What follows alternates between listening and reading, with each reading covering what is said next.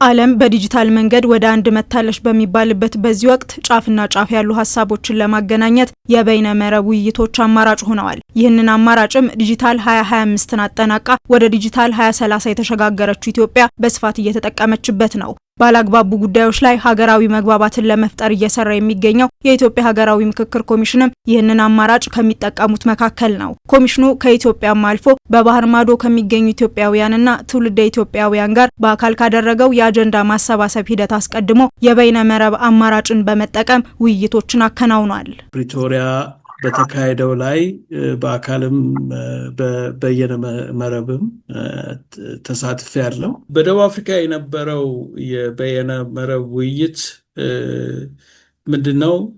በአካል ከመደረጉ በፊት በአካል አድርገናል ውይይቶችን። የዝግጅት ሂደቶች ናቸው የነበሩት። የውይይት መድረኩን ዓላማ ምንድነው? ዓላማው ለምን አስፈለገ? ይሄ ውይይት ለምን አስፈለገ? የዚህ ውይይት መሪዎች ማን ናቸው?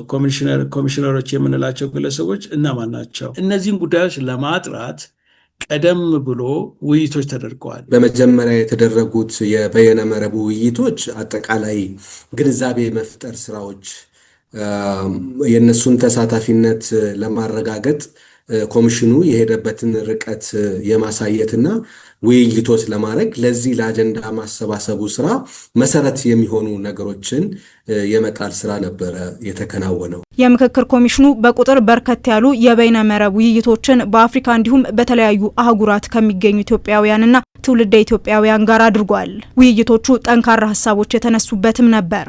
ከ12 በላይ የበይነ መረብ ግንኙነቶች አድርገናል። 9 የሚሆኑት አብዛኞቹ ኮሚሽነሮች ባሉበት፣ ሌሎቹ ደግሞ አነስ ያለ ኮሚሽነር ቁጥር ያለበት። ለምን ወደ አሜሪካ ወደ አውሮፓ ከመሄዳችን በፊት ያለውን ማህበረሰብ ማዘጋጀት ነበረብን።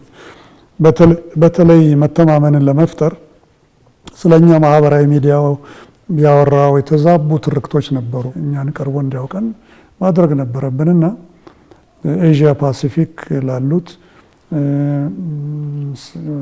ሰሜን አሜሪካ ላሉት ወገኖቻችን፣ ለአፍሪካ እና ደግሞ ለመካከለኛው ምስራቅ እንዲሁም አውሮፓ ላሉት በተለያየ ጊዜ ቀርበን ስለ ሀገራዊ ምክክር ሂደት እና እሱም ብቻ ሳይሆን አጀንዳቸውንም እንዲሰጡን አድርገናል። በበይነ መረብ ውይይቶች መከናወናቸው በአንድ ጊዜ የተለያዩ ስፍራዎች ላይ በአጭር ጊዜ ተደራሽ ለመሆን አስችሏል። የተሳታፊዎችን ቁጥር የጨመረ ነበር። ምክንያቱም ሌላው መድረክ ወጪ ያለው፣ የትራንስፖርት ወጪ ያለው፣ የጊዜ ወጪ ያለው፣ ይሄኛው ግን ያለምንም ወጪ ባመቸው ጊዜ በፈለገው ሁኔታ የፈለገውን ሀሳብ የሚያስቀምጥበት ስለነበረ ይሄ የበይነ መረብ ውይይቱ ይበል የሚያሰኝ ወደፊትም መቀጠል ያለበት በጣም ጥሩ መድረክ ነው የነበረው። ኮሚሽኑ የበይነ መረብ አማራጭን መጠቀሙ ጊዜና ገንዘብን ከመቆጠብ ባለፈ ለአጀንዳ ማሰባሰብ ሂደቱ ወደ ስፍራው በሄደበት ወቅት ስራዎችን አቅልሎለታል። ቀድመን የበይነ መረብ ውይይት ማድረጋችን በኋላ በአካል ሄደን ለምናደርገው ውይይት ኦልሬዲ ያውቁናል፣ ማን እንደሆነ ምን እንደምንሰራ ያውቁናል። አዲስ ገለጻና አዲስ ትውውቅ አያስፈልገንም ነበር።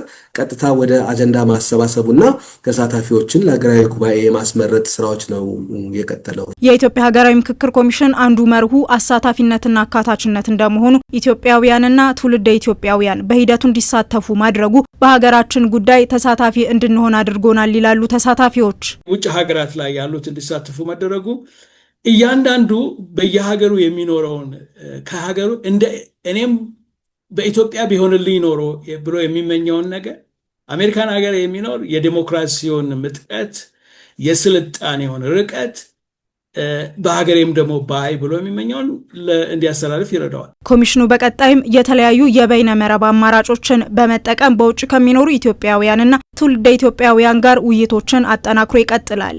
ኢሜይልን ጨምሮ በተለያዩ አማራጮች አጀንዳ የማሰባሰብ ሂደቱንም እንዲሁ